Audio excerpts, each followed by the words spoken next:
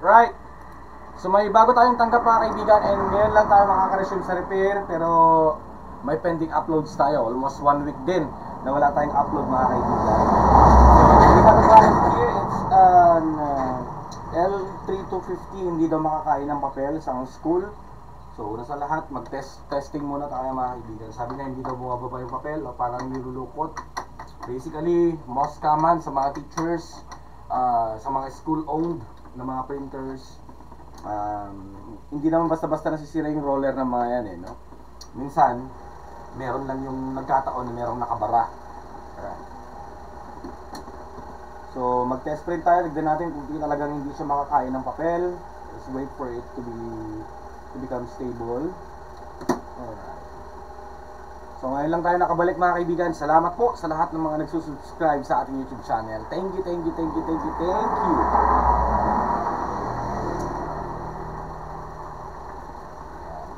And of course, salamat din, syempre, shout out sa lahat ng mga nag-order sa ating YouTube store.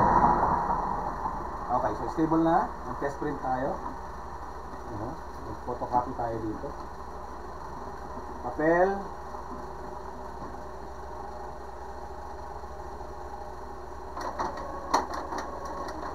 Okay.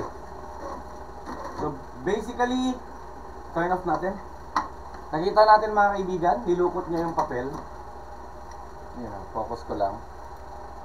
Nilukot niya yung papel, and nakikita natin mas mababa dito sa right part. Ibig sabihin nito, kinakain niya dito, pero may nakabara dito sa left part. Kapag nasa baba, mas bababa yung nasa right, ibig sabihin nun may nakabara dito sa left. Pag dito naman sa baba, may nakabara dito sa right. Okay, so buksan natin to. So unplug nyo, syempre.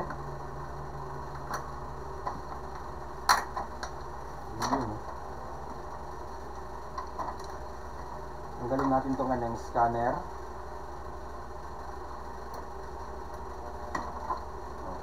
So nilukot na niya. Yun o. Oh! Ayun. Sabi ko na. School. Ano to? This is a chop. This is by far the easiest repair again. Katulad sinabi ko sa inyo, chok yun. Meron pa ba? Kapag dito sa right part ang bumababa at hindi dito sa left, may nakabara dito sa left, no? Kapag sa left naman ang bumababa at dito sa right nakataas, nandito sa right ang bara. Dahan-dahan natin itong hihilain.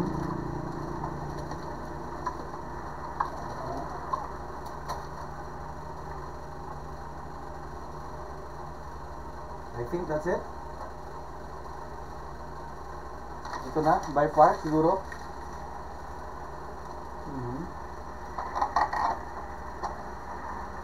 Lagay natin yung kanyang scanner.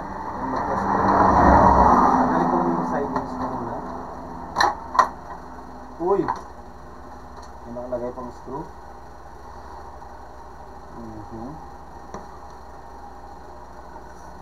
Wala na bang nakuha ang bara?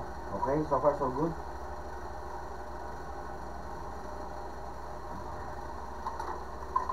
So, lagay natin. And then mag-test print tayo ulit.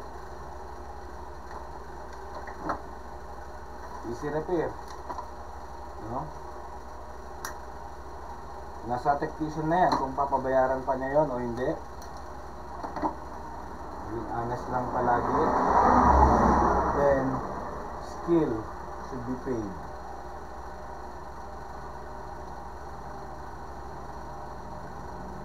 Tulad yan, sa experience natin, pagka ganong eksena, possible na meron yung nakabara. Okay. So, chok ang salarin. Testingin natin ulit. Mag-test print ulit po tayo. Try natin mag-photocopy pa. Alright. Simple as that. Ito ang salarin. Chok.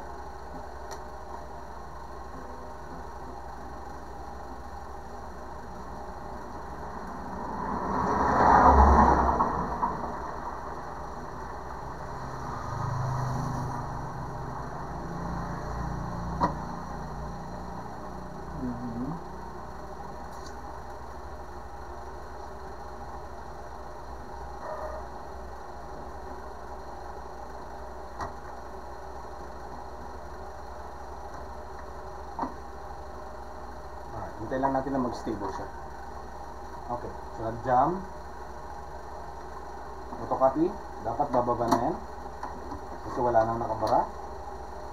Tignan nyo maigi. Goods.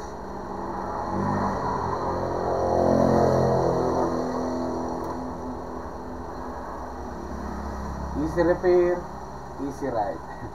Thank you for watching mga kaibigan.